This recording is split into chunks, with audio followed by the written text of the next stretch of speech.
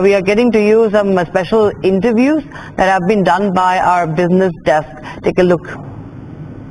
Hello and welcome to this segment of a special interaction on the world of aviation, how our country has gone ahead to become the third largest aviation market. Joining me on this interaction today is a very special guest who has a deep insight into the aviation sector of the country.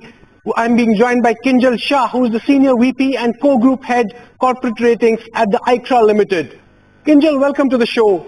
I am sure and I'm hopeful that we'll get a lot of insight from you with regard to the aviation sector, the happenings in the aviation sector, the passenger influx, both in the domestic as well as international arena. To begin with, I would want to start on a budget note. The Union Budget 2024-25 is just around the corner. What do you think, Kinjal, are the expectations of the aviation sector from the forthcoming budget and from the speech of the Finance Minister Nirmala Sitharaman? What can we really expect? See, as always, I think one of the major expectations of the Indian aviation industry is the rationalization of the duty structure on the aviation turbine fuel, as well as inclusion of the same under GST. This has been the expectation for over a long time now. I think as always, the budget is expected to reiterate the focus on improving the regional connectivity through either the Regional Connectivity Scheme or UDAN. The budget is also probably likely to focus on setting up new airports and expanding the existing airport capacities at some key airports because of the current airport infrastructure constraints that are being faced by the airlines. It will also focus on connectivity with the underserved or the unserved destinations to further boost tourism. Further, we feel that in line with the government's increasing thrust on the Atmanirbhar or Make in India initiative, the budget could also focus on incentivizing the maintenance repair overall sector, which is currently very feeble in India, and also push towards building requisite infrastructure for promoting aircraft leasing business domestically. So Kinjal, you spelled out a host or a clutch of expectations from the aviation sector. Let's decipher them and let's break them into a few sub-segments. You started by replying on ATF, the aviation turbine fuel. So every time what happens is that there's a rise in the ATF, different cities get affected differently. Can we not have a mechanism in place where the ATF fuel hike is such that it's pan-India, the impact is the same. All cities get impacted same. For instance, somebody who books a ticket from Chennai or somebody who books a ticket from Punjab or somebody who books a ticket from Uttar Pradesh gets impacted in a similar manner. Could there be a mechanism like this for ATF?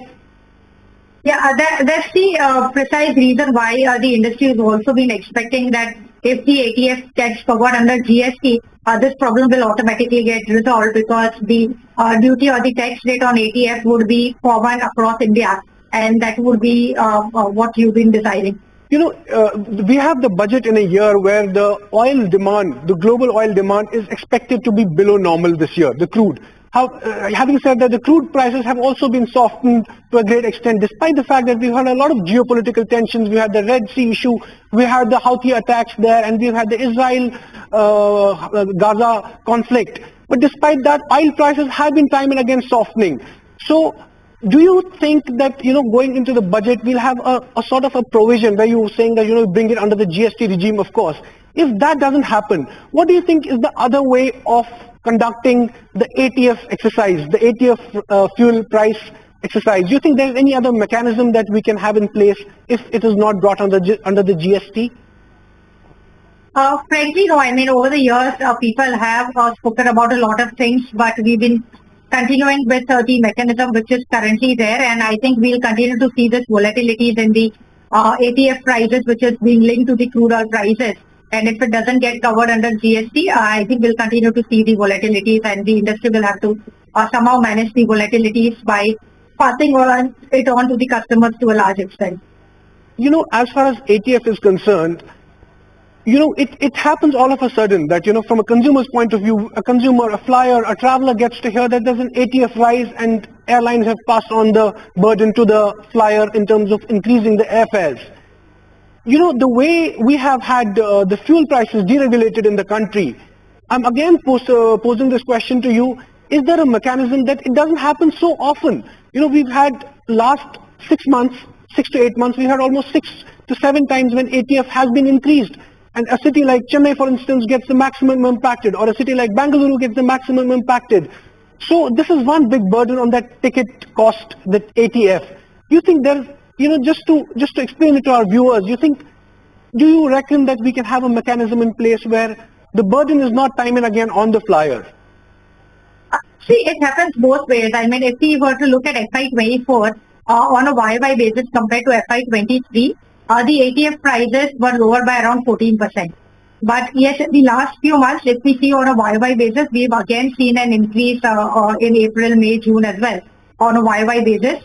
Though sequentially, some of these months, the ATF prices are still declined. So yes, I mean, while there could be price increases in some months, there would also be price increases in the other months, and accordingly, the price declines would also be passed on to the customers. As of now, I don't have an answer to your question of having a mechanism to rule out the volatility. I think that's inherent to the business nature, and that will continue. Certainly, Kinjal, you mentioned about the regional connectivity, which is a very interesting aspect, which I'll come to a little later. Before that, I'll touch upon aspects such as the airport development fee, ADF, which is again a burden, which pinches the consumer. Every time there's an airport, a particular airport presses in an airport development fee, the ticket price balloons, it increases. So what is your perspective with regard to the airport development fee, especially smaller airports which are not seeing that much of an expansion, but where the ADF is pressed time and again? Your perspective on ADF, if you could just share something with us. So I think that was the purpose of this entire regional connectivity scheme, or UDAN, where they said that there would be these airports which would be opened up at the unserved or smaller cities, and where these various charges, including the airport development fee, etc., would be much lower compared to what you see in the major metro cities or the other tier 1 cities. And the entire scheme of this regional connectivity scheme was with the perspective that these charges would be lower, they would provide viability gap funding to the airlines, so that overall the cost for the consumers on these tier 2 or 3 routes would be much lower than what you're seeing on the metros. And that's how this entire scheme has been progressing. And this is there are fare caps also on the routes depending on the kilometers that the airline is going to fly. So overall, this scheme is aimed at providing the lower airfares to the consumers, so that more consumers can fly on the air.